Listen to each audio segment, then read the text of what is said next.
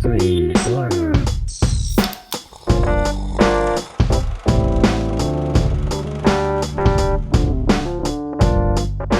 Hello and welcome to Screen Slurps, the movie review podcast where we discuss everything, that's right, everything that is good, bad, and savage in the world of cinema. I'm Adam Meisner. And I'm Dash Gerhardt, and the movie we're reviewing is Promising Young Woman today, and I, for real, don't have any bits.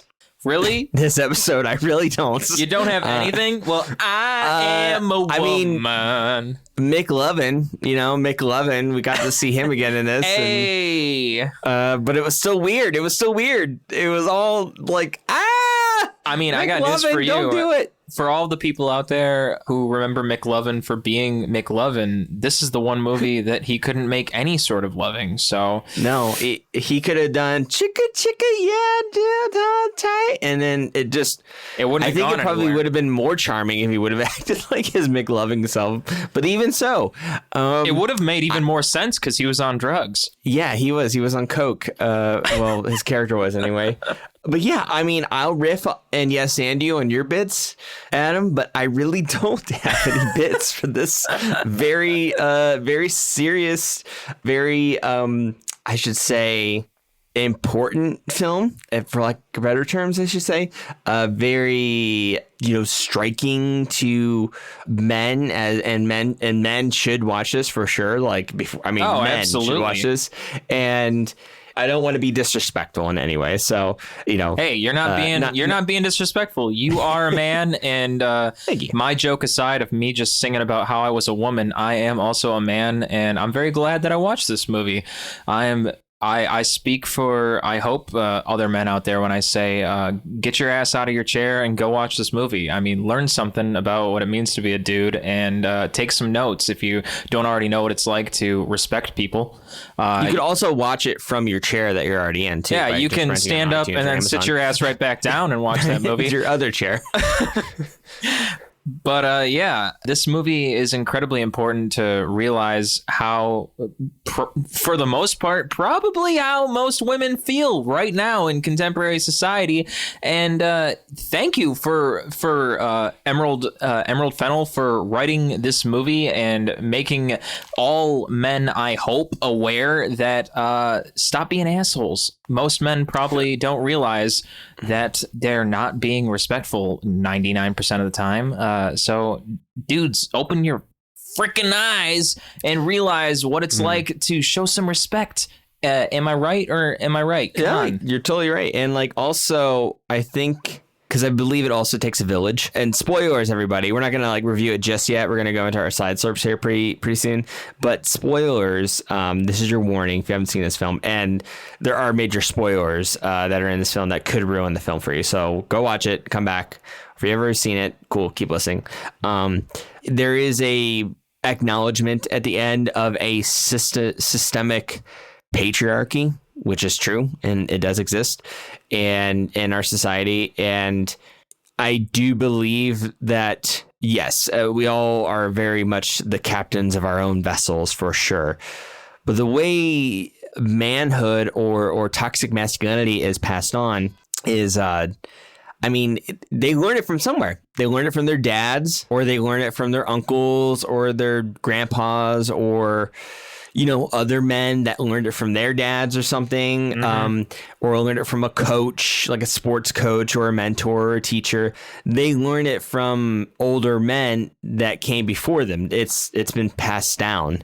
So it's not only the individuals that need to make the adjustment. It's, hey, if you have men, well, I should say, if you have young boys in your life, if you were a mentor or a teacher or a father of boys, especially boys, maybe when they're ready, show them this movie. Maybe when they're a teenager, show them this movie, because it's really important. Absolutely. I had none of the what do you call it? The birds and the bees talk. None of that growing up. I had to learn all that on my own, from my friends, from ladies I dated. I was taught all of that by my peers, you know, or movies or videos on the internet. I mean, it's old-fashioned stuff. demeanor. It's just back in the day, especially in America, in the United States, it's just kind of like, well, it's all about men doing everything, and women, you stay at home and you run the house and you clean things, and that's just the way of living. And I hate to say that like that's how things are today, because that is not how things are today. That is not how anyone should be living their life. But that is You'd be just surprised. There's definitely, maybe not here in Chicago as much, but there's definitely, especially where I come from. There's Ohio, certainly people that still believe that. Definitely still exist. It's not that I think that that's completely gone, but that is certainly the way that the world was just fashioned around believing. Yeah. If you look at any old Folgers coffee commercials from back in the day, they actually had a whole reel of them on Amazon Prime. I think there was actually a video you could watch where it's just like old coffee ads on Amazon Prime that was free to stream. And I thought it would be really funny one time to just watch it, just to see like, oh, old coffee ads. This is really funny. I'll watch this.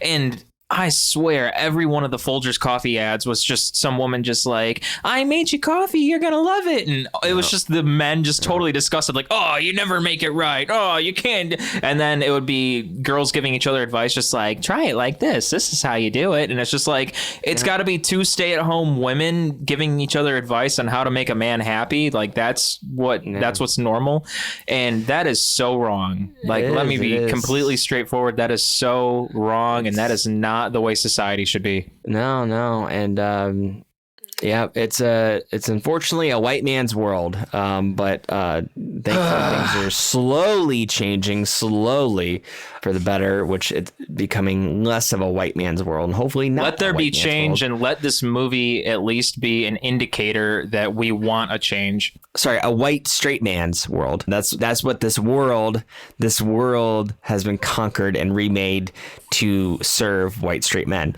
We want to change, though. Yeah, we're privileged in that. You and me, and I gotta say, some people they don't give a shit. Like I said, there's still people that just won't even take this to heart, and we're all flawed. None of us are perfect, and it's good to look inside. You're like, oh, I should, adjust my attitude, adjust, the way I think about things, or, look at people, or, look at women, and like, not just like metaphorically, I mean, literally, being respectful and being courteous and really being that, not just being the quote unquote nice guy, right. Like really actually being that. And, we're all to blame, and the system's to blame, and we're now adults, Adam, and let's contribute to that. But you know what? Let's put this on pause real quick. Yeah, we'll dig deeper into it when we dig back into that movie. I think it's going to be a good discussion. I think it's going to be really good. But before that, I got to ask you, buddy, what have you been side slurping this past week? And what I mean by that, ladies and gents, if you are new to the show, is what has Adam been slurping besides Promising Young Woman, which would be, and we just say slurps as in like we like watch or play or whatever. And not literally, we say, Adam, have you been playing some video games? Have you been watching some movies? Have you been watching some TV? Have you been making stuff besides watching your movie this week? And the answer to that is all of the above, good sir. Man, I have been learning or trying to learn how to make my own video game recently. This is something I've been dabbling with for quite some time, actually, but I picked it up again recently. I've been using the software called Unity that a lot of people use to make video games, and it's something I've been trying to learn for a long time, like I said, but recently I've been trying to make this video game sort of with myself as kind of a main character, and sort of a pixelated 2D platformer game. And it's just going to be this really brief little game, but boy, is coding and developing a real trick when you're just picking it up and not using it for a very long time. So it's coming together. It's getting there, but it's going to take me a little bit longer. But I'm really excited to see where it goes. I love doing it. I've done some sound design through Unity as well, and that's really fun to see and hear the sound elements come together with the graphic design. Always a great time. I'm really excited to see where that goes. I also started watching the newest season of the Netflix series, The Circle, which I watched season 1 already, and that was fun. But season 2, it's getting even more intense than the first time. And I'm only on the second episode right now, but that's just entertaining because Dash, have you watched The Circle before? Or I have not. Have you even heard of The Circle? I haven't heard of it yet. Well, I think you'll enjoy it if you haven't watched The Circle. It's about basically these people come and live in these apartments. They can never see each other in person, but it's essentially like a game show, and they talk to one another through this application. Almost think of it like the movie Her, where it's he's talking to an AI and they just communicate digitally. Think of it like that, only this is 8 people or so, and they communicate through a like Facebook Messenger, essentially, only it's The Circle is what it's called. And they can never meet in real life, but they talk through a digital messenger, and they get eliminated one by one through social communication. They vote each other off. The thing is, most of the time, half of them are faking who they really are. So they're trying to befriend one another and make a social connection, and whoever they don't like the most, they'll vote off of the show. But some people are faking who they are, trying to make a better connection. And you just watch and see how these people react to one another by only knowing them digitally. And it's really interesting to see how people react to each other's messages after only talking to them through a digital app. It would be like if I was texting you and then I saw your reaction from home being like, Adam sent me this message that's really funny, and he seems very happy to talk about eating popcorn and watching Blade Runner. And it's like, wow, wow, that's the kind of reaction he has about that. I wonder what, and you text me back, and then I talk about my reaction to what you said. It's like, DJ seems kind of angry about how he feels about Blade Runner. He actually really likes watching Winnie the Pooh, things like that. And it's like, to see how these people react. Do not. To see how these people react to each other on The Circle, where half of them aren't even being themselves. Like, some of the guys' profiles are girls, or the girls are profiling as guys. Like, a couple of them are. And it's really interesting to see how they put on these facades and things like that to try and befriend one another to win the grand prize is like $100,000 or something. So it's really, really kind of crazy. And finally, I watched the 4th Harry Potter film because I've never actually seen all of the Harry Potter films. So I'm trying to knock those out of the park. I've never even read the entire Harry Potter series, so I'm letting the films do the dirty work for me. Yeah. And Voldemort's finally back, and yeah, I don't know these things. I just want to see more of Gary Oldman and have him show up some more, and anything with. I know Gary Oldman's hardly in the Harry Potter film series, but Gary Oldman's the bomb. He just needs to show up some more. Sirius Black. Yeah, Sirius Black. Hell yeah. My favorite, I would say, is Order of the Phoenix. That's the 5th one. I haven't gotten there yet. I need to watch that. They do get pretty good, though. I like the direction they're going with them. They get darker and they're well-made intense. movies. Yeah, they grow with you, and especially if you're watching them since you were a kid. Like, when I watched them, I remember I would go with my family. Usually they were on, like, holidays, and then, like, we would go see those films, like, around Christmas time, and they were growing up with us, like with me and my sister, as we got older, they got darker. Yeah, that's awesome. What did you do this past week? Well, I kept playing more of my PlayStation 4, and I think I said last time I completed Final Fantasy 15, and now I've been playing the DLCs. So there is DLCs. So I think I've mentioned this before that, like, you in Final Fantasy 15, you haven't played it before. Also spoilers. It's kind of like a broad trip, not movie, video game.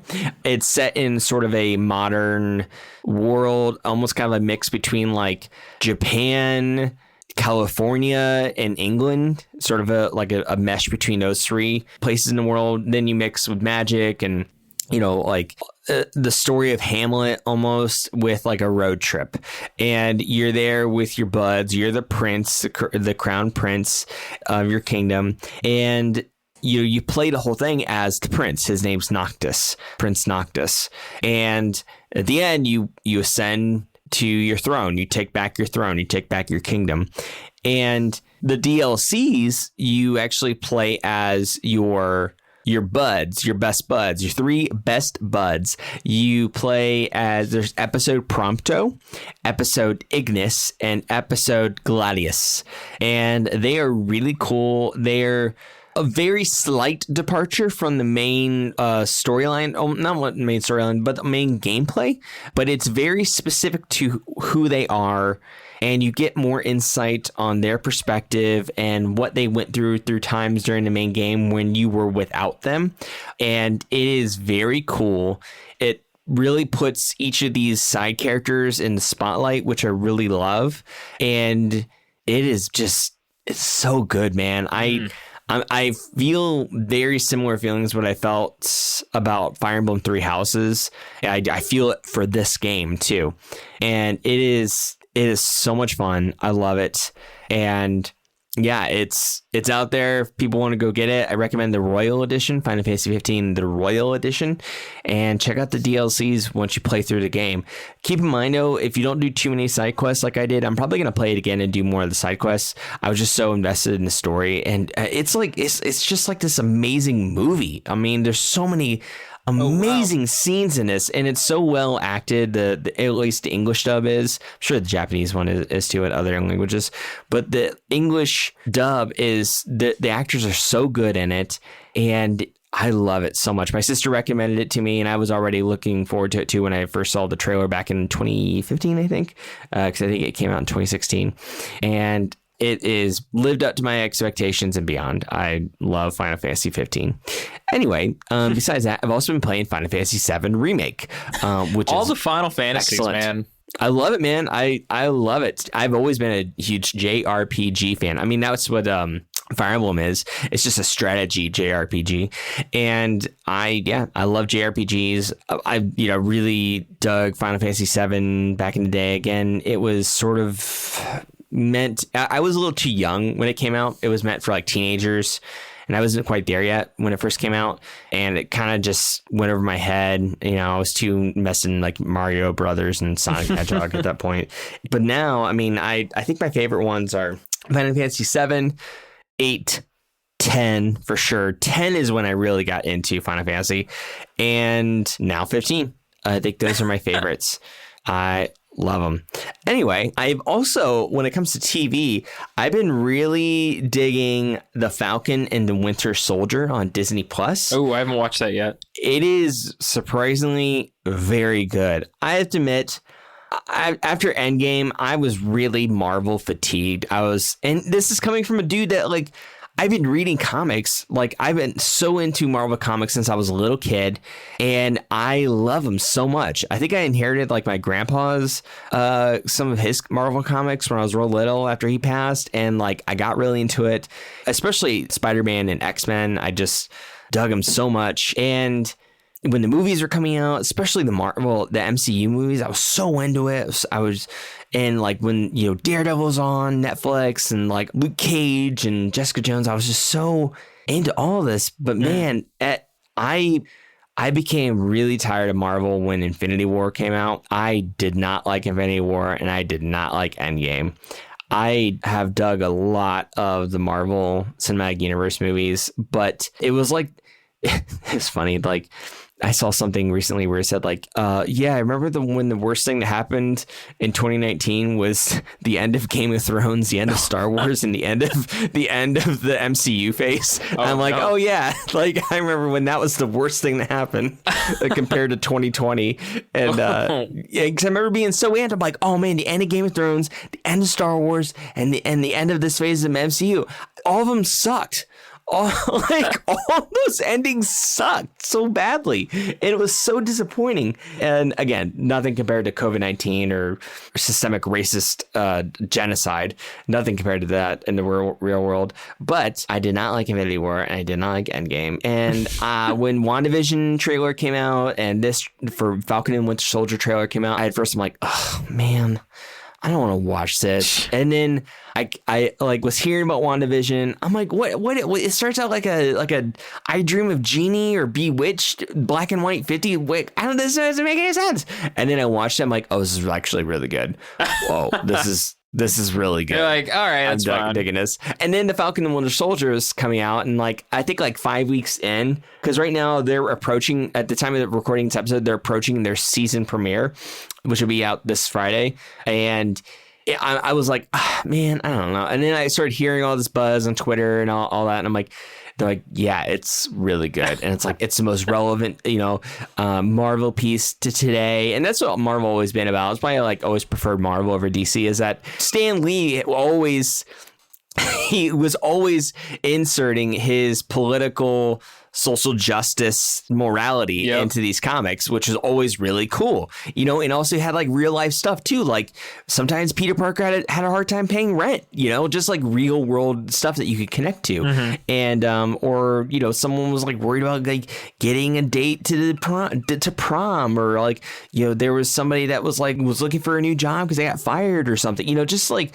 real world problems that people can get behind, people can root them on, and like you feel more of a connection to these fictional characters. Well, Falcon and Winter Soldier is so good, and it takes its time really well. There is definitely action, and it feels like you're watching one of the MC movies. Like it feels like a big movie that you see in the theaters, and it's so well done. Anthony Mackie and Sebastian Stan have such a great chemistry together as Sam and Bucky. They are so funny together. They both have zingers. They both look cool punching bad guys. They're a great team, or sorry, as they call each other, not a team, but coworkers.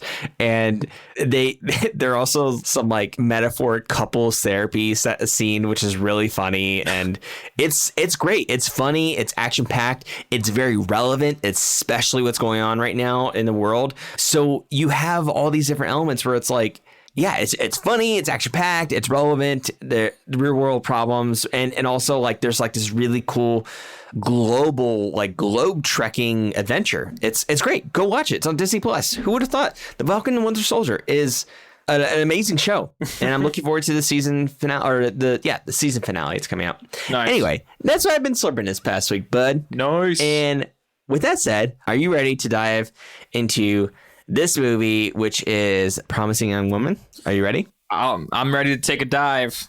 All right, let's start it off. So, Promising Young Woman, it's a 2020 comedy thriller film starring Carey Mulligan as a woman who seeks to avenge the death of her best friend, who is unfortunately a victim of rape. This movie also stars Bo Burnham, Alison Brie, Clancy Brown, Jennifer Coolidge, Laverne Cox, and Connie Britton.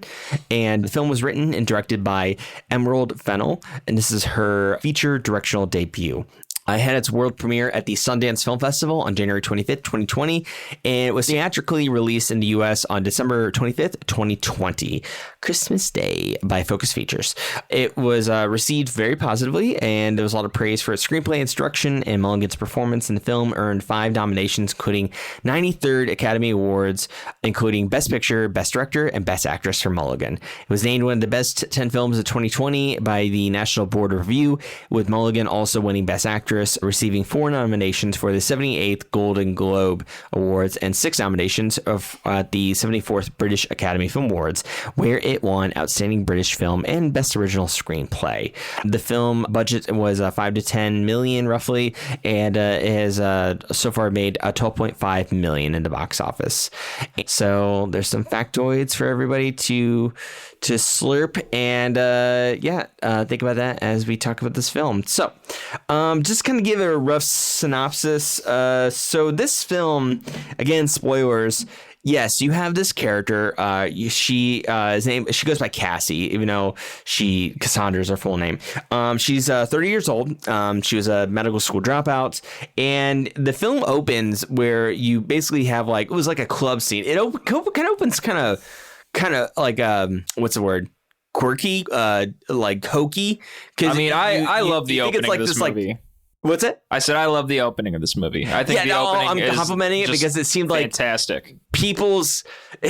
I saw a meme one time too where it's like what you think you look like dancing at a club and what you really look like dancing at a club. And it's like you think you're like all like sexy and awesome and the lights are amazing, and then when from the outside everybody looks drunk and gross and sweaty. No, and this is the epitome of an opening for this kind of movie. I mean, this is the climax of the kind of opening for this kind of movie. I just Are you talking about that transition of the khaki pants transition? Oh, I thought the entire opening for this movie was just spot on. The whole opening scene. Yeah, the entire opening. I was just talking about that one khaki pants transition, but yes, I'm totally with you. Oh no, I mean the opening with the pants and the dancing too. Like, I mean, I could go on about the entire opening, but the dancing was just hysterical. It seems kind of like. It's like, oh, is this comedy? You know, if I hadn't seen a trailer for this movie or knew like a synopsis, I was like, I would have thought it was like something like Wedding Crashers or something, you know, like, oh, this is funny. And then. But at the same time, though, you got to take it a little bit seriously because it's just like it was literally just crotch shots of I'm pretty sure it was all dudes. Yeah, it was all crotch shots of dudes in khaki pants, just swinging their hips. And some of it was kind of like, okay, this is kind of all right dancing. And like one guy, you know, it's just like can't dance at all. And then you get another guy where it's kind of like, all right, like maybe he can dance a little bit. And then be another guy just kind of like swaying around. And it's like, okay, this dude's completely drunk. Yeah. And the idea is just that like, all right, these are all drunk dudes that are all probably trying to just hook up with chicks. And I get where this film is going. Like these are all guys who are all going to unsuccessfully try and hook up with women just to probably take advantage with them. And of course, this transitions into four dudes at a bar standing there, all talking about how it's like, oh yeah, that girl, she tried doing this and she tried doing that, and oh, she was so not worth it, but man, I would have hooked up with her. And then, of course, you can see behind them, there's some woman like right behind them in listening distance, just looking over her shoulder, and you can just tell from her reaction, like, what the fuck is wrong with these people? Like, you can just tell from the expression on her face, like, really? Like, what are these guys doing? Okay, one note I'm going to say, this is my main critique on the whole film, and it's on the dude characters. My critique is not the writing. The writing was great. The screenplay is great. I'm everybody except for Cassie's dad and Alfred Molina's character. I didn't understand why all the dudes, except for those two guys, were overacting so much. And except Bo. Bo didn't overact. Like, why were the dudes overacting so much? You know, it's like you could take these words and you could still, I mean, like, oh, we want to be douchebags. Well, you could be douchebag. Just be real. So don't act like an SNL sketch. Like, make it real. You know, like make it seem more real. It just seemed the way their performances were. It seemed really off. It's like almost like they're not taking it seriously, like doing a caricature of a douchebag guy. That's what it felt like, instead of actually acting like a real douchebag guy. Yeah, dude, it's like, I don't know why everybody's acting so like all the dudes. Not, again, the lady actors were great. The other ones I mentioned, great. Bo's great, and it was all the other men actors, and they were good actors too. Like Adam Brody, he's a great actor. Like I love him in the OC, you know, and like McLovin's in it, and like I've seen him do really good acting before, you know. It's like I'm like, dude, you're better than this. Like, why are you acting like this? You can act like you're stoned off of coke or high off of coke, whatever. I've never done coke before. You can act like you're on coke and you're a prowler, dude, and make it seem real rather than like this hokey sketch. You know, it felt like sketch acting. It felt like sketch comedy acting, which I'm not a fan of, other than SNL, I guess. I'm just not a fan. I don't know. I didn't feel like I was real, you know? I wasn't getting that from what they were that's just doing. my opinion. But that's my yeah, I mean, you're allowed to have critique. An opinion. I have some questions to ask you about the end that I'm confused on. Ending was fantastic, by the way. It was great, but I am confused about a couple things, which we'll get to later. But I just wanted to get it out now. That was my main critique that I didn't enjoy. Again, just me. It was only about most of the dude actors in this movie. That's what we're here for, is to share how we feel. Make the douchebag guys real. Make them real. Well, I mean, because they do exist. The whole point of having people like Adam Brody and, you know, our McLovin guy, I'll never be able to pronounce his last name, but Christopher Mintz-Plasse. Yeah. The whole point of having those actors, or Bo Burnham, or pretty much everyone else in this movie, was because she cast them because she didn't want actors that typically played roles like the typical douchebag. She was trying to get actors that always played good guy roles that people love. So that was the point of having those actors in the first place. So I didn't see it as overacting necessarily, but I did enjoy that it was Adam Brody and that it was I was excited to see him. Mintz-Plasse. Not to see him do bad things, but just him as an actor. Because me watching it and seeing Adam Brody act like that, and to see Christopher Mintz-Plasse act like that, it was just really... not that I was put off by their acting necessarily, but it was very awkward to just watch it in the first place, because I'm thinking like, oh yeah, I've seen this guy as McLovin, or oh yeah, I've seen Adam Brody on the OC, and then you just see them go into, I'm gonna make love to you while you're drunk, and I'm thinking in the back of my head like, I don't want to see you do this, Adam Brody. Nope. Like, don't do this to me. Don't do this, man. Yeah, that's why I kept yelling it. I'm like, no dude, don't do it, don't do it. Like I just...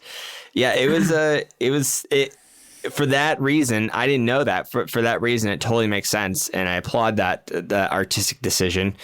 Yeah, you're right. These guys generally have a well-liked reputation in Hollywood for being like the nice guys, the nerdy, funny, like... I mean, Bo Burnham is a voice in We Bare Bears, and now it's like, oh, and by the way, you watched this girl get raped. So. Well, that makes sense that he's also, his character's a pediatrician, child doctor for children, and that makes sense. So anyway, as we go forward in the movie, yes, we start to see that Cassie almost kind of has like this, like, almost kind of like vigilante aspect, which is really, well, cool, I guess. I think it's great. It sucks that she has that someone has to do it. Let me also just say in the beginning, when we transition out of her and Adam Brody, when you think that, something's going to happen, I thought the film did a wonderful introduction just to the movie by transitioning out of that scene, by not letting you know what happens between her and Adam Brody. So it transitions out and you're thinking, wait, did she just murder Adam Brody? And you don't know. You think she killed him, and you really think she killed him, because it starts to transition by taking the camera with a shot up from the bottom of her leg, and you just see red on her leg. So you're like, wait, was this blood? And it keeps going up, and it's like, oh, it's ketchup from a hot dog. Yeah, it's such a great metaphor. Just chomping on that dog, and it's so like, just bloody red from ketchup. It was just like, oh, so it's the best way to introduce this movie because of the music they're using, the visuals that they're using, and the type of camera work they're using. It's just the best way to introduce this movie. So you're like, okay, I get it now. This is going to be a comedic psychological thriller that's incredibly intense. I'm like, wow, this movie is powerhouse in me with all of this all at once. And the soundtrack did not let you doubt that at all. Like it was banging. It was like in your face. Like this is feminism. This movie. Feminism meets Evil Dead. That is like what I got in that introduction. The thing is though, like it sure made it feel like she was killing all these guys.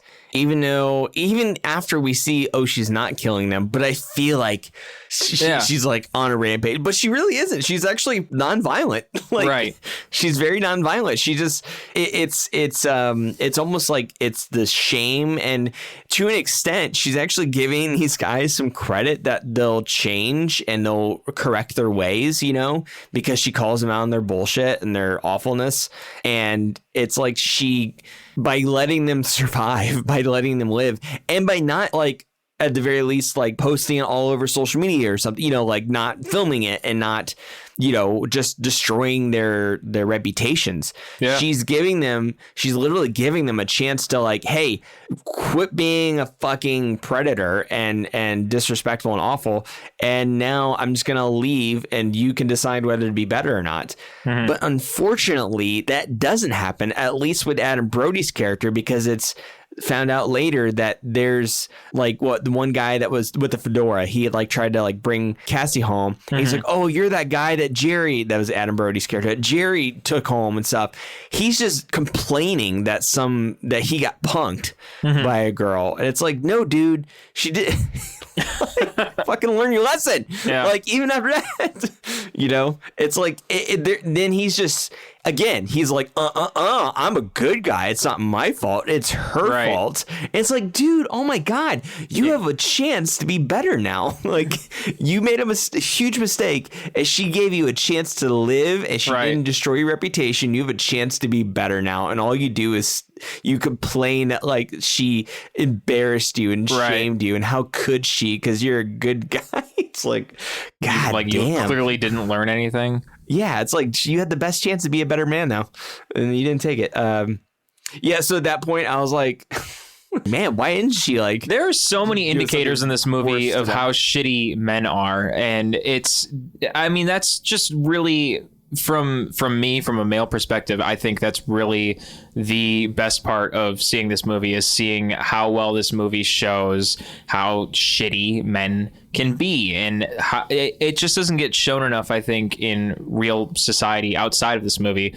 It's just kind of like what we were saying in the beginning of this episode. It's just kind of like, man, the world has got to open up sometimes to like men can be shitty, and thank you to Promising Young Woman for letting this movie be very clear that it's like, dude, men suck sometimes. And another scene, again, in the very beginning of this movie, made it very clear how, women feel sometimes with men, where there was like 3 construction workers that were eyeballing Cassie and making comments at her, just like, oh yeah, like, look at you. Oh yeah. Like, come over here. And then she just kept staring at him and not saying anything. And then they started making, they started calling her out for staring at her, just like, what are you looking at, man? And then they're getting angry at her.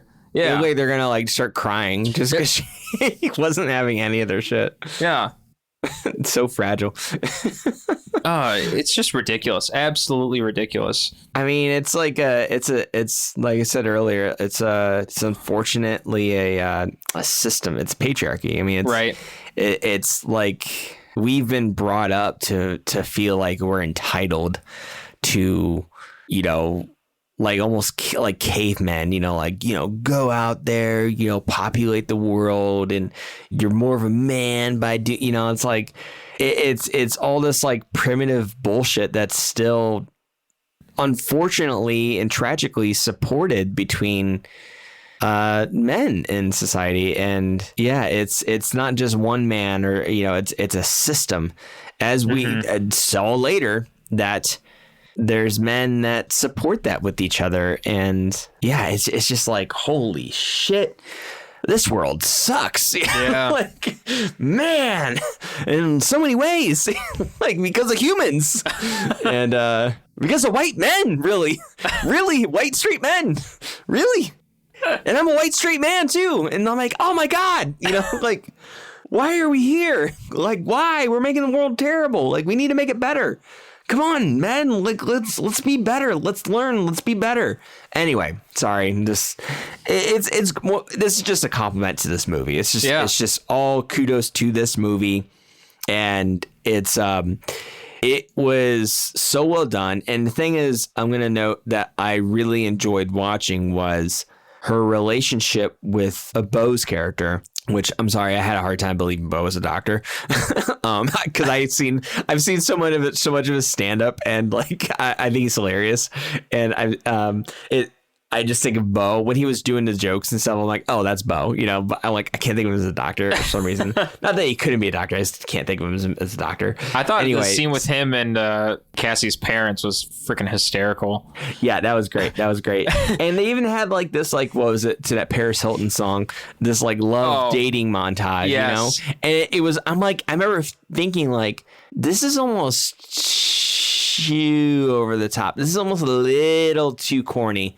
Just a little bit. It was almost kind of like a rom-com turning on upside down at the end.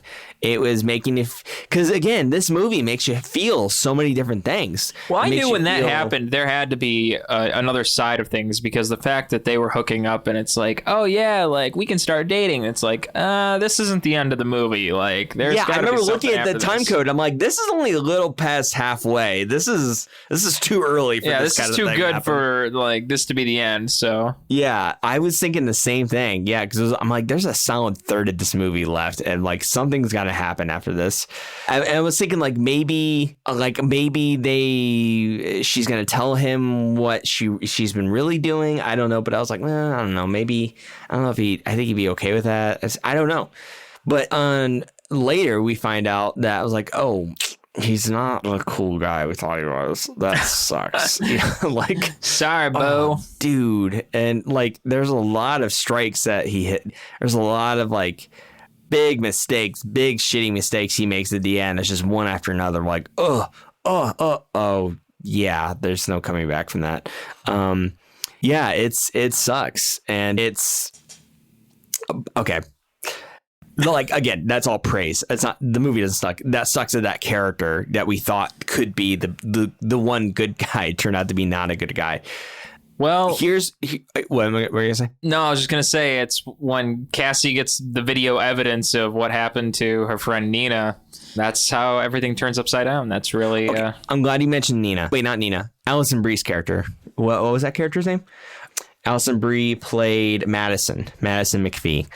So listeners, so that's Alison Brie played this character Madison that Carey Mulligan's character Cassie and Madison went to school together too, and so did Bo Burnham's character as well, who he plays a character named Ryan. So they all went to school together, I think pre-med or college, I don't know. And there's a scene where Cassie gets her really drunk.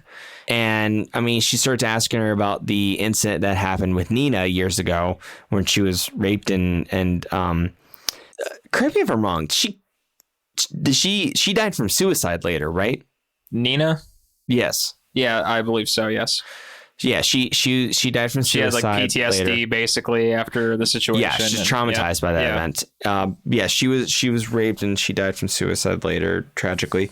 And she was talking to Madison. Cassie was talking to Madison about that incident and stuff.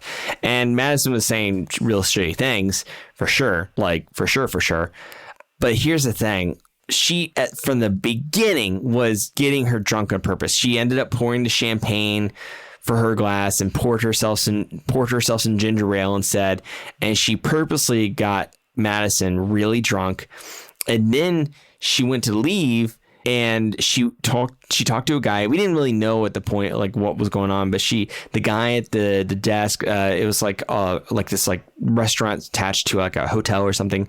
He's like, "Are you sure about this?" And she like handed him a card and a key, and she's like, "Yeah, room 213, whatever. You know, she'll be there or whatever."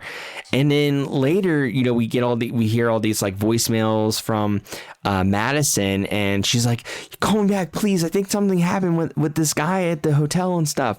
It's like we're told later that nothing happened, that Cassie told the dude to just watch her and stay in the room with her and not do anything, but put her to bed in a room and then leave. But it's like we've been led to believe, or told in this movie, all these men have been really shitty, you know, and take advantage of women. It's like, and this is this random bellhop at this hotel you're going to trust. It's like, yeah, he didn't do anything, but you literally got her drunk and then pushed her into the ocean full of sharks. You know, it's like, yes, she did say some really awful things, but it's like you could have set her up to get raped. Like, how awful. You know what I mean? Like, and then she had that trauma of like thinking like, oh my God, did I do that and stuff? Like, or did something happen with that guy? And like, you know, she's married, she has kids and stuff, and just went through all these loops. And I guess like Cassie, I don't know, what do you think about it? I'm like, I guess Cassie thought that like she was teaching her a lesson, but I don't know. Couldn't she have just talked to her more? You know, like, hey, it's like, hey, can you not be shitty for a second and maybe not get her drunk and like have a real conversation with her and try to get her to understand that like Nina was a victim. But instead she just kind of like set her up for a really dangerous situation. I don't know. I didn't like that part. Well, I think what did you think about it? I think she in the beginning was trying to have a conversation with her. But she poured her champagne before she even got to the table, and she poured herself ginger ale. She was plotting. They were having a conversation even while she was drinking. And as they're drinking, they're talking, and the movie shows the time is progressing as they're continuing to drink. So they're having a conversation the whole time as they're drinking, and then she passes out. And then if she really wanted to, she could have let somebody else know other than the bellhop. However, I think it's just kind of like her way of saying, okay, well, if Madison hasn't learned anything, then I'm going to teach her a lesson. However, on the flip side of that, she does go and talk to the attorney, the lawyer who worked on Nina's case about a very similar thing, because she has multiple people that she's, you know, trying to teach a lesson to who were a part of Nina's case, including the dean of the school. And when I'm going to skip over the dean for a second, but when she talks to the lawyer, it's a very similar situation. But when she talks to the lawyer about the case, he apologizes about the entire thing, and he says that he's like extremely sorry about the whole thing, and he's like, I made a mistake during that case, and if there's anything I could do to help, essentially, I would do it, or whatever. And as she's leaving, she had hired basically not a hitman, but a guy to go and like beat up the lawyer, basically. Yeah, beat him up or kill him or something. Yeah, you know? And but she forgave Alfred Molina's character. Yeah, and he's like, I still get paid, right? And she's like, yeah. Like, yeah, I was like, whoa, she was gonna like have him killed or beat the shit out of her or something. But he was genuinely sorry and had been suffering, and she forgave him. And so if you compare those two, he is of service later too. Yeah. So really good. I mean, like, compare those two cases with that guy. He actually was like, I'm sorry for doing this. And she's like, okay, well then I'm not going to have this dude beat you up, but I'll still pay him off. And then you look at Madison's and she's like, well, I'm not sorry. Essentially, she didn't quite say it like that. I'm essentially paraphrasing, but basically she's like, well, I don't give a shit. And then passes out. Blaming, yeah. And then it's like, okay, well, if you don't give a shit, then this guy's I'm going to hire off this bellhop and have him take you to a room. And the thing is, she was literally, she made sure that she had alcohol before she even arrived, because remember, she had that bottle and the waiter was there. He's like, oh, I can pour it. He's like, no, I can do it. He's like, oh, well, generally, okay. And she was pouring the shit. I mean, like, she was literally plotting to get her drunk before she even sat down at the table. That was my only gripe. It's like, dude. Like, it's not like you don't see that reflected later in the film, though, too, when she goes back to her place and gives her the video evidence of Nina's rape, though, too, because after she gives her the video, then she says, oh, and don't ever talk to me ever again. Well, she put her in a dangerous situation. Something bad could have happened. Like, what if that hotel bellhop took advantage of her? You know, like, what if that hotel bellhop did something bad? And how is she confirming that bellhop didn't do anything? Maybe he did, and she doesn't know it. Yeah, I mean, and she just like, whatever. You know, he didn't do it. It's like, I don't know. I'm all for her like sticking it to the man. It's one of those situations where I guess in Cassie's shoes, it's kind of like, hey, Madison, now you know how it feels for Nina when, you know, you put her in that situation. And it's like, I suppose I would never do something like that. But it's like, dude, can you talk to her more and not get her drunk first? Like, actually have a real conversation with her. Like I said, I would never do that to somebody. But I was all for Cassie, like, rooting her on, but it was just that scene. I was like, I also might be biased because I really like Alison Brie too. I'm a big fan of her. I love Glow, and I love Community when she's in it, and she's married to Dave Franco, and you know they seem great together. And yeah, anyway, maybe I'm biased. I was protective of her a little bit. Anyway, no. No one. Still don't think anyone should do that to anybody. Anyway, moving on. She turned out okay, thankfully. And she provided her that video. Which here's one of my questions. Granted, I'm not trying to tear the film apart at all. I'm just curious. And I want to learn. Is that she provided this older looking smartphone, right? It almost looked like a BlackBerry or something. Yeah. And it had a video of the incident back when they were in school. And what was it, like 10 years, right? Yeah, she said she kept all her old phones. Yeah, she kept all her phones, had the video on it. And I'm just curious, like, I guess, yeah, smartphones were around, right? Back then, 10 years ago, right? Smart enough phones, yes. Smart enough phones to take video, yes. It was like the advent of smartphones and like touchscreen technology. So yeah, that would have made sense. I mean, I had a phone that took pictures and took video. Nothing, crazy enough like iPhone technology necessarily. Mm-hmm. Well, I mean, 10 years ago from now, like that was like the birth of like 2011 blossoming. So, yeah, I think that's when I got my first smartphone. It was like 2010, 2011 is when I got my first. I was an iPhone, like an iPhone 4. I think that was my very first smartphone. Yeah. So that makes sense. Okay, so all right, that's believable then. She got the video, she kept all her phones. Okay, so, and maybe it's still in a format where, because she threatened to send it to people later, so maybe it's still like an MP4 format where she could is still able to like send it to her email and send it to everybody. Okay, yeah, believable, got it, excellent. So moving on, she decides to watch it. And, we don't see the video, we just see Cassie's face. She's just watching the video, and also tremendous acting by Carey Mulligan. Carey Mulligan just knocks it out of the park with this movie. She's so good. She's also great in everything she does.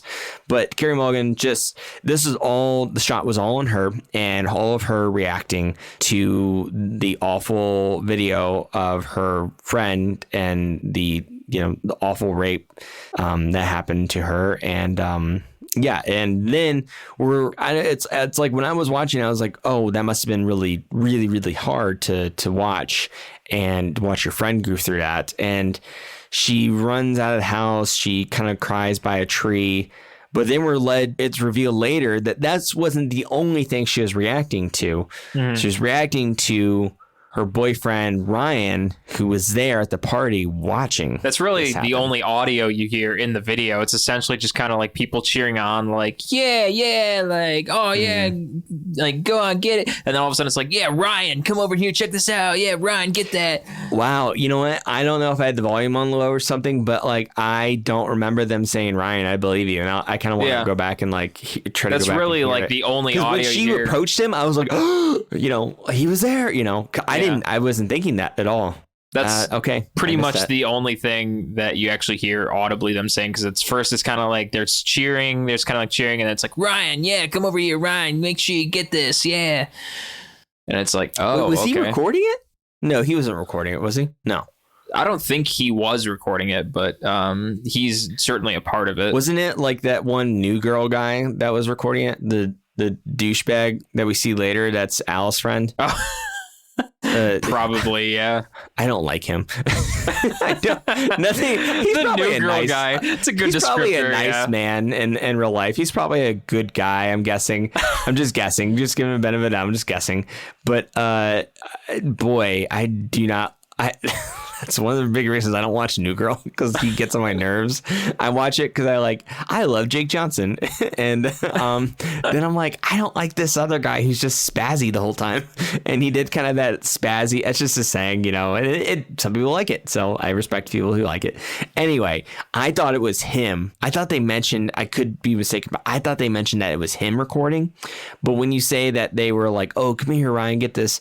I'm like, whoa, was Ryan not only watching, but was he also recording it? Well, he's in the video, so I don't think he was necessarily recording. So he wouldn't have been behind the camera. But yeah, because then she goes to the hospital and shows him the video, and it's just like, yeah, look at you in this video. I'm going to send this to people if you don't tell me where the bachelor party's at or whatever.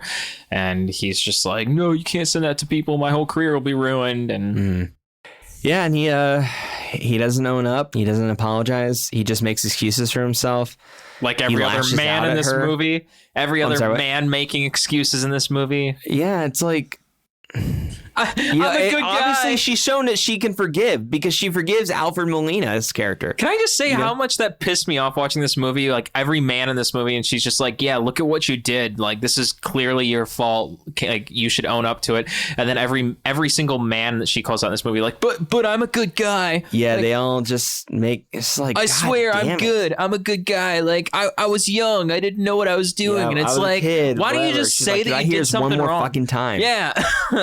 Like, can you just say that you were like, you did something wrong? Just own up to it. Yeah. Yeah. I just, yeah. The only dude that does it is Alfred Molina's character, Jordan Green. And she proves that she can forgive, that she does forgive. But when a dude actually apologizes, and that happens once out of all the dudes, once in this film. And yeah, her boyfriend, Ryan, doesn't do that at all. Lashes out, makes excuses for himself, just gets all worried about himself, doesn't cooperate at first until she has to threaten him. And then, yeah, he ends up just like saying she's a fucking failure and just worried about his own shit. It's like, dude, man, like, well, we thought you were one of the good ones. Yeah. Like, no, why? And then, anyway, so she gets the address. Yep. She shows goes, up in a wonderful looking nurse stripper outfit. Remind me of like Harley Quinn in like Suicide Squad or something. Yeah, You know, I don't even like, want to call it a cool. stripper outfit. It was just an awesome outfit. It wasn't really that. It wasn't that revealing. I mean, they they call her a stripper, but I mean, they just assumed she's a stripper. They because just assumed she has she's a stripper. that goes just a little bit above her knees. Yeah, but it's an awesome wasn't like there was outfit. cleavage showing or anything. It was just Right. like this like cool wig and a nurse outfit and high socks. It was an awesome Yeah, they just outfit. assume she's a stripper because they're a bachelor the party or whatever. stripper's here. Yeah, when no one called for a stripper. Yeah, it's like Even the they're bachelor's here, you know. confused. He's like, who called for a stripper? I can't do this. Yeah. And also, I got to say, since I live Glow, I know this is like literally the villain of the movie, Al Monroe. He's played by the dude that plays Bash in Glow. And the actor is so good. And Glow, I love Glow. I hope they bring it back. I know they canceled it, but because of COVID. But I really hope they can bring it back. But he's so good, and he has that like stereotypical rich guy, persona to him. Like he also is a rich guy in Glow too. Chris Lowell, that's what his name is, the actor. He's really, again, love the cast. Cast is great, and they all played assholes, bad people really well, and that's just a testament to their acting. Very good acting. And he's there at the party. We see new girl guy, and I don't know his name. And they're all just being dudes and like, whoa, stripping. And like, he's like, all right. Who called a stripper? I thought I said no strippers. And he's just like being all Mr. Nice Guy, whatever. And then she ends up like, okay, guys, let's get, start drinking or whatever. Well, then she roofies all of them. Yep. And they're all great trick too, just getting them all on the ground on their knees in a line. Yep, it just pours the roofie all down their throats, and then they get passed out. They're roofied, and then she takes up. Well, before they pass out, she takes up Al upstairs, and he's like, I love my fiance. Like, I don't want to do this. Or she's like, well, I don't get paid unless I go upstairs with you. And he's like, okay, and they're like, woo. And then she goes upstairs. The dude's passed out downstairs. We don't see it, but it's mentioned later. And then, yeah, she starts to play with him a little bit in terms of like, oh, well, you're going to have these handcuffs there for my safety and whatever. And she confronts him, and he almost gets Nina carved into his abdomen. Almost. Yeah, she confronts him, calls him out. It's like, you raped her, my friend Nina, and it was you. And he just starts, I didn't do anything wrong. I was a kid, whatever. And, she's like, if I hear it one more fucking time, I'm a kid, whatever. And she's getting ready to, saying that after that incident, she felt like she wasn't her anymore. If I'm not mistaken, she was, that it was your name, Al, that she heard on her, that Al was all over her. She's like, what if I had Nina all over you, whatever? So she gets ready. Yeah, you said get ready to carve him with Nina. And that's when the struggle starts to happen. And how did he get free from that handcuff? Did he just pull really hard? I think he just pulled hard the handcuff off the rail. and I think he just broke one of the handcuffs off the rail. Yeah. And then once he did that, he pulled the pillow out from his side and just suffocated her. Yeah, suffocated her with the pillow. Yeah, he and then kills her. Yeah, he put his leg up on the pillow and suffocated her. Yeah, and he as soon as that happened, I thought there's no way he's going to continue suffocating her. Like, she's got to break out of this. And no, I thought that too. It just kept going, and it's like he's really going to suffocate her. And I thought he was just gonna. I thought she was gonna pop out and stab him or something. It was a long suffocation too. Like, he just kept suffocating her. I'm like, no, she's got to break out of this. Like, this is still going. And then it was like a minute and a half of suffocation, and then he just kept standing there on her. And it's like, oh my god, he really just killed her. Yep. He kills her, and I didn't believe it until they did this, which again, it's just a compliment to the, not that I enjoyed the incident of the scene at all. It's very horrifying, but I do like jump cuts from like day to night. I think the last time I saw it was in Hereditary that we saw. It was basically you see the same shot, and it's not a time lapse. It's just like a quick jump cut from like nighttime, daytime, and it's startling. It's like, and the actors don't move; they're still in bed. Cassie's body is there, dead, and he's still there, handcuffed. And new girl guy comes up, and he's just being all douchey. It's like, dude, like you got with the stripper. Don't worry, I won't tell your fiance. Yeah, and then classic man. That's what he sounded like to me. It's pretty much what he sounded like in the movie. Yeah. Sorry, I just looked over at because I have like the roles. The cast list and then to my left. Oh, one sec, real quick. I was going to say, like, it just caught my eye that like the actress Emerald Fennell played the actor, host of Blowjob Lips makeup video tutorial. Yeah, well, and she's the director. I mean, that's her like Easter egg in the movie is the director actor character's name is host of Blowjob Lips makeup video. Yeah. Sorry. Anyway, continue. So anyway, I was just gonna say, like, Alfred Molina's sitting there like, oh, the stripper's dead, and our new girl guy's just like, oh, no way, man, like, you crazy, like, come on, wake Alfred up. Molina? Oh, you mean Al? Al Monroe? Yeah. Oh, not Alfred Molina. Sorry, I'm getting my actors. And like, what?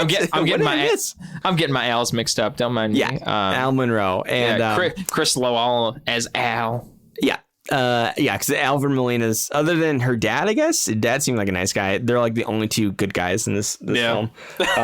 So even the detective was douchey later. That was researching the case. Anyway, he's like, oh, I'll help you cover it up, whatever, new girl guy, and he's like being all like, again with the overacting. I did not like the overacting. It's like, yes, there are for sure so many douchebags in this world, so many douchebag men, but it's like, you could play him real. Why are you guys playing it like a fucking Saturday Night Live sketch? Be real. Use these words and make them real. And they were like, oh, don't worry, and like, literally, I'm not over exaggerating, like, oh, don't worry, like, we'll cover it up, you're a good guy, don't worry. He's like, no, you didn't do anything wrong. And he kisses him on his forehead. I'm like, oh my god, like, this is so hokey. Again, the dudes act with sincerity. I don't know. I didn't think it was hokey because I thought it took me out of it, man. It took me out of the traumatizing realness of it. No, I just thought they were showcasing how douchey they were. I mean, there are dudes that act like that. No, sure. I think there are definitely real people that are the essence of douchebag, and that is literally what they are. It reminded me, to be completely honest, it took me back to like high school with a lot of the sportsy jockey people. And for all the people who love playing sports out there, I'm not saying it's each and every one of you. People can love playing sports, but I'm talking like high school sportsy jockey people.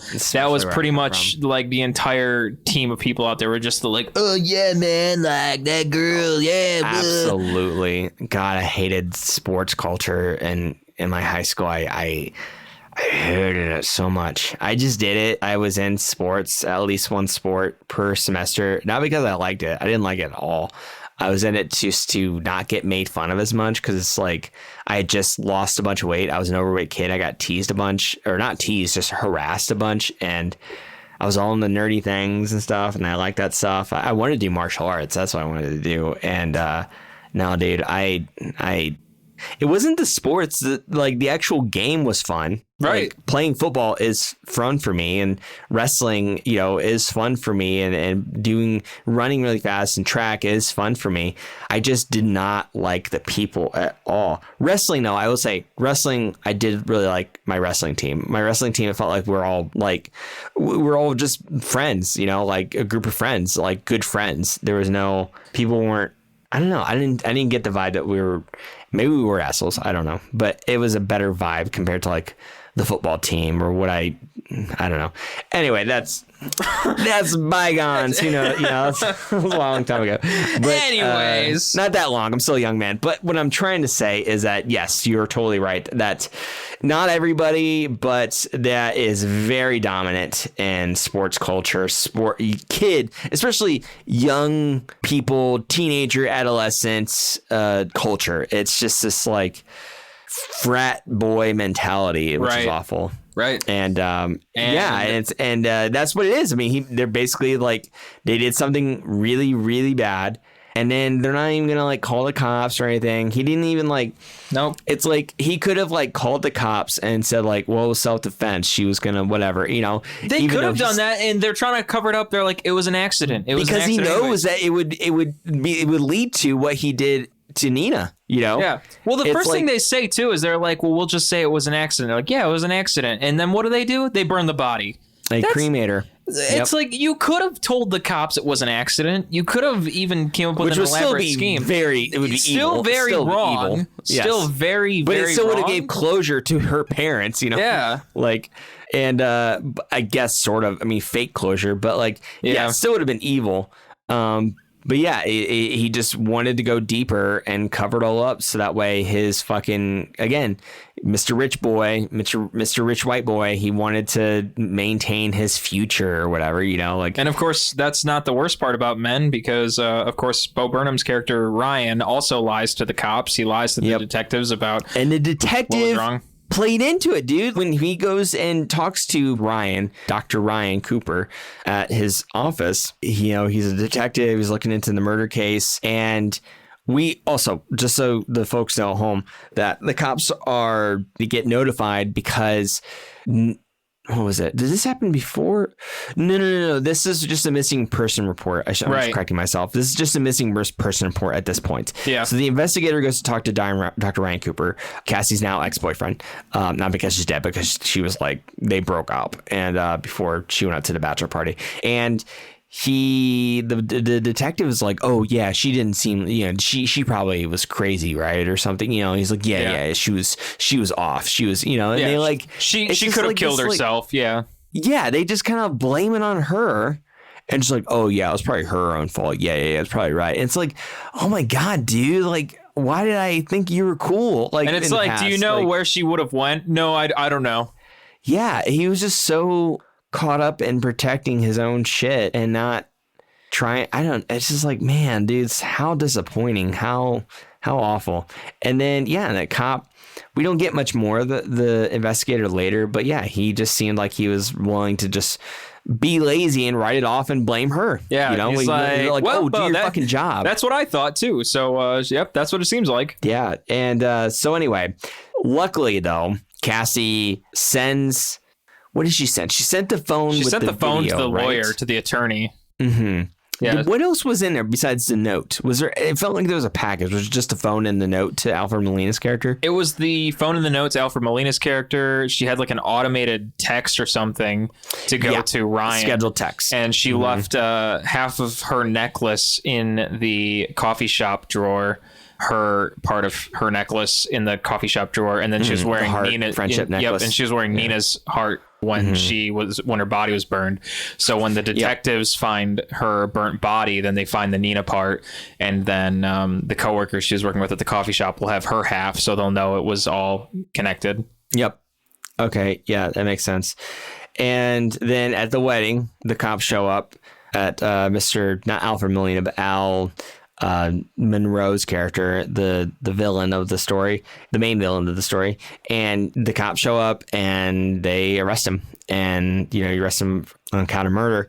And Mr. New Girl guy runs off. He runs off. Yeah, he just runs away.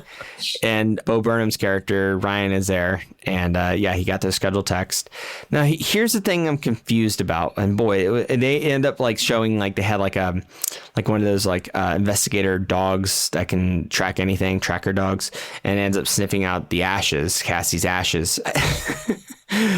Was it clear how long it was in between the bachelor party and the wedding?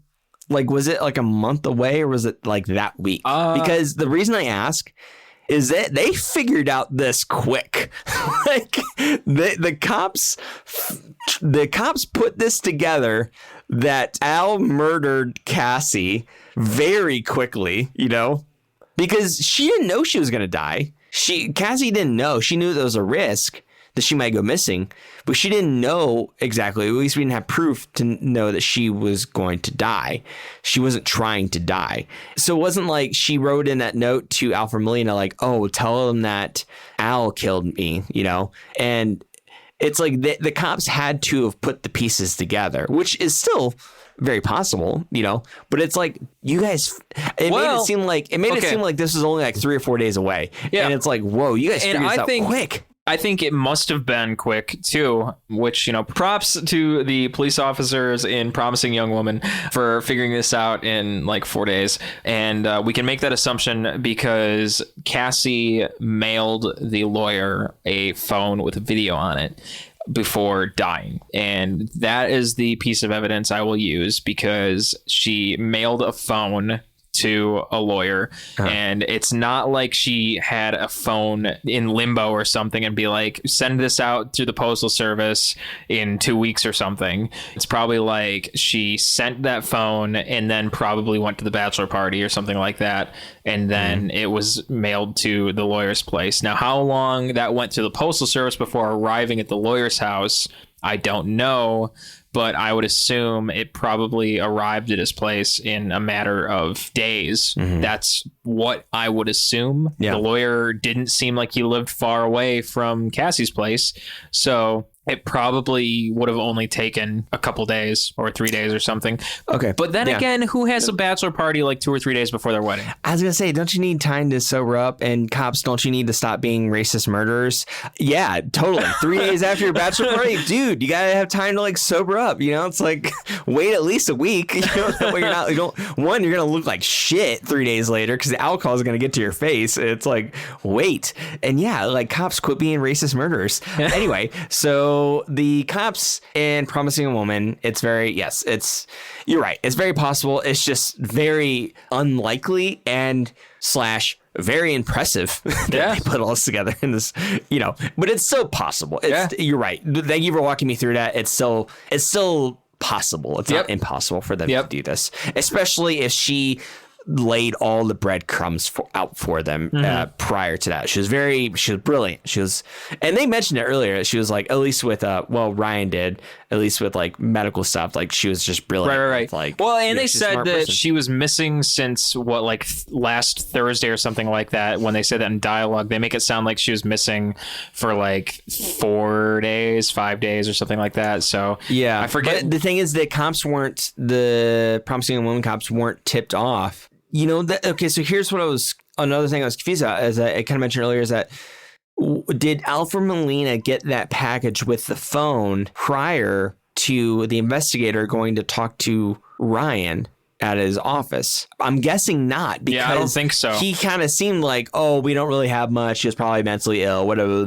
Exactly. Yeah, I think he got that. I don't think he had that. I don't think they had the video and those quote unquote breadcrumbs until a little bit later. Right. So what I'm trying to say is the investigation couldn't have started until even after that. Right. Even though it had been a little while, and it had been enough time for them to schedule or file a missing persons report. So, I love talking about this movie. This is great. I'm not, again, I want to say, folks, I'm not trying to tear this down at all. I'm just trying to make it make sense in my head logistically. That's all. But the ending, I did not expect that at all. I thought she was going to like come out and just I thought she was going to like burn the house down. I thought she had like gasoline instead of alcohol and all this. And she was going to like pour it all over them and then light them on fire. I think that was actually one of the planned endings, was that she was actually going to kill everyone at the wedding. Was one of the intended endings that they were thinking of writing, was that she was actually going to like show up at the wedding and just like murder all of the dudes at the wedding. Obviously they didn't use that, but I'm really glad they didn't. I'm really glad that this was the ending. Like, I think this was a very smart way to end the movie. Very smart. It was tough, and it was like, oh no, was definitely not a happy ending, but there was justice to an extent. And it reminded me of, I mean, even though this happened towards the end of the film, our main character, the protagonist, dies before, and there's still a good amount of movie left before it ends. It reminded me of Alfred Molina, Alfred Hitchcock's Psycho, where our main character is killed off. We're following this main character and she's killed off. And then we have... Yeah. At that point, it was like, what? We had like over half the movie left when we didn't have our main character. Well, you only have the main character for like 20 minutes in Psycho, and then you're like, oh, she dies already? Like, yeah, what? It's like, who's the main character then? Yeah. Like, whose point of view is this from? It was very unexpected, very unconventional, and very surprising. And boy, man, this movie made me think about, so many things, which is good. It is provoking and effective, and it's a good ass film, man. It is fucking good. I think you're giving me your review right now. I know, man. You know what? I'm just gonna go ahead and start off with my review. I'll go first. Yeah, my review, my slurps up, slurps down, part of the slurps up, slurps down section, where we give a rating up or down, and depending if we like it or not, up means good, we like it, recommend it. Slurps down means the opposite. So yeah, this film was powerful. It was surprising. It was able to play on some, aspects, genres of other films, including comedy, thriller, in a way, almost horror a little bit, slightly. Like, I'm thinking of like the ending, and also rom-coms too, like romantic comedies. It kind of seemed like the whole relationship between Cassie and Ryan was like, oh, all these assholes exist in the world, but this guy, he's a good one, but and he's so funny and all these jokes and blah blah blah. But it's like, oh, nope, not him. And it was almost like a murder mystery too. It had all these different genres mixed in together, and it was well made. I love the symbolism that you mentioned earlier, Adam. I love the visuals that they used to tell the story. The soundtrack, as I said earlier, was just very powerful, and it was almost methodic, and also like it made you comfortable, but also like waiting for what's around the corner too. Like oh, what's gonna, like just guessing like what's gonna happen. There's, especially I was thinking that one scene where Adam Brody's character Jerry starts to take advantage of Cassie in the beginning. You can hear this. You hear this music is just like, what's gonna happen? I thought she was just gonna like stab him, and but she didn't. For the most part, she's just. I mean, really, the whole film, she's not violent at all. She's not violent, and it is a good film. If you haven't seen this film, please go watch it. It's Promising Young Woman, and I look forward to see more of Emerald Fennell's, if I'm pronouncing that correctly, her future works of film. I hope she writes more, and I hope she directs more. And also kudos to all the actors, all of them. Well, except for the overacting. I still stand by that. There's still some overacting from the dudes, except for Alfred Molina and the dad and Bo Burnham. Those are exempt from my overacting sketch comedy acting that I think the other ones did to an extent. It wasn't too bad. Now that I think about it, now that you've talked me through it a little bit, but I still stand by to some of it. It still could have been scaled down more and reeled, and it could have been based more in reality more, which again, they could have done that. It's nothing against the script. Script was brilliant.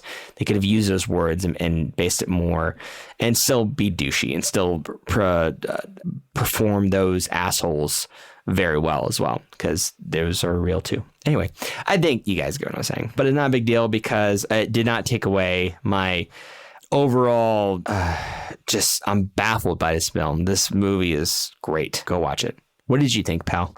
What's your final verdict? All right. Well, although I disagree with the overacting, because there are plenty of douchebags who do act quite like that, and none of us need to be friends with them. I respect you. We don't need to befriend people who act like that in real life. Keep your eyes open and always look over your shoulder. This is a fantastic movie. I highly, highly recommend it. And like I just said, with what DJ's been saying about the overacting, just look past that. Just some of the dudes.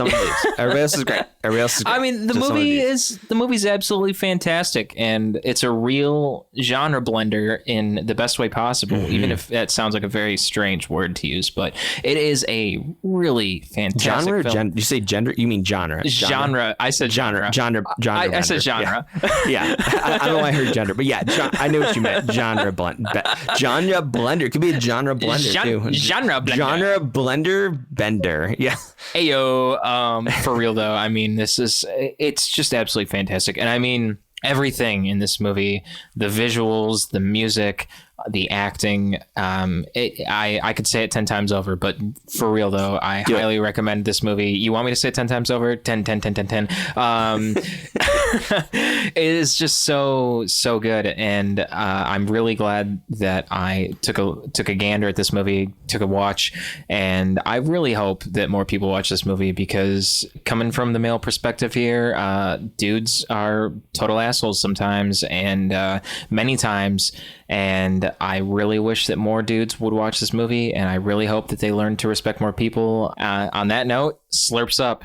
Yeah, I don't think I said slurps up. I want to be clear. I give this a humongous slurps up all the way to just Europa and Jupiter and the Pluto, which is a planet, all the way up there. Slurps up. I want to be very clear that this movie is very good, and it deserves all the recognition it's getting right now. With that said, that is the end of our review of Promising a Woman. Thanks for listening, folks.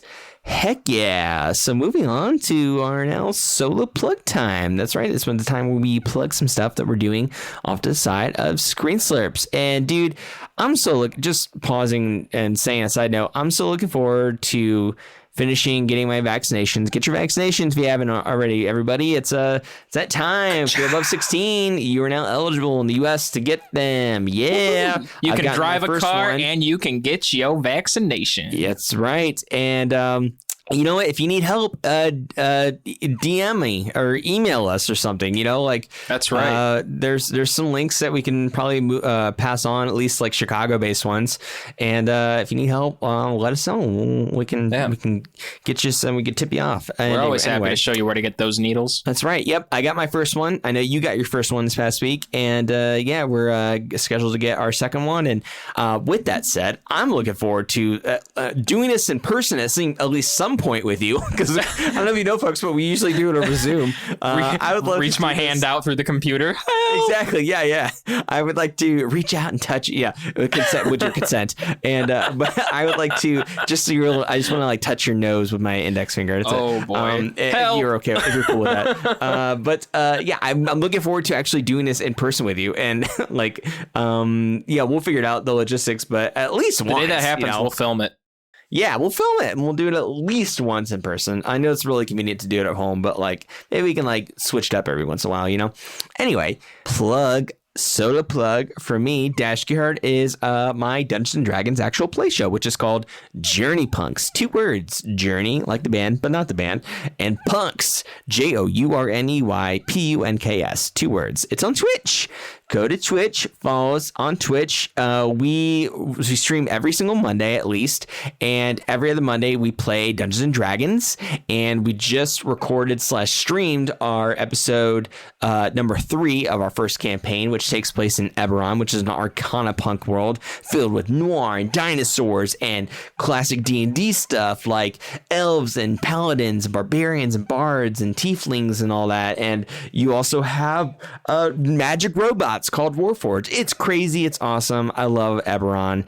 And we are playing in that world. And then in between that, we also stream a talk show where we kind of almost podcast, but we also acknowledge chat since we can't really do that during D&D nights. But that is called J-Punk Junk. All of that is on Journey Punks, the Journey Punks Twitch channel. It's twitch.tv/JourneyPunks. That's JourneyPunks. Twitch.tv/JourneyPunks. Check that out. Also, feel free to follow me on Twitter and Instagram. I'm at _Gearhart, DASHGIERHART. Mr. Adam Meisner, would you like to solo plug? You can catch me on Twitter, Instagram, and SoundCloud at Adam Meisner, and I'm also on Twitch at /A Meisner, and I play music. I play originals. I even do covers from time to time, and if you just let me know what you want to hear, I will probably, more than likely, chances 9.9 out of 10, record it and play it for you. Dude, what if you and the martial arts Meisner teamed up? And did what, a cover of a Journey song? Yeah, you and the Karate Man, Adam Meisner, and just, on anything. What if you guys just, with your powers combined, 2 Adam Meisners, one is music, one is martial arts. You would be able to do anything. We can already do anything. He can do all of the Sifu martial arts, and I could do opera in the background, and while he's doing martial arts, I'll just... You'll do the music to all his action stuff. I don't know what he actually does in terms of martial arts, but... you should contact him and be like, I'm you, and you are me. That would be pretty hysterical. That'd be pretty great. Maybe not, because who knows what kind of... Maybe he's a not good guy, martial arts. I don't know. Maybe it'd piss him off. Maybe he's a good guy. I don't know. I don't want to. He'd be like, "Quit stealing my name." I don't want to tarnish the other Adam Meisner's name unfairly. That wouldn't be fair. You don't know. Maybe he's a nice guy. Maybe he's a bad guy. Maybe he's a nice guy. Who knows? But I know that my Adam Meisner, he's a good boy. Anyway, with that said, please check us out. Follow us on social media, and that wraps this episode up with Screen Slurps. Thank you for listening, everyone. And please know that we release new episodes every Monday on Spotify, Apple Podcasts, and just about anywhere you can find podcasts on the internet. And please be sure to follow and subscribe to us on those platforms. And if you like our show, please give us a nice 5-star review in the Apple Podcasts app. And please recommend this to everybody in your multiverse. It will help the show grow. We're still growing. And yes, we are a year old now, but we still have so much more to grow. That's many things to learn and evolve and become better and better and better with your help. Thank you so much. So closing out, this is Dash Gearhart. And I'm Adam Meisner. Slurps up, and we'll catch you all later.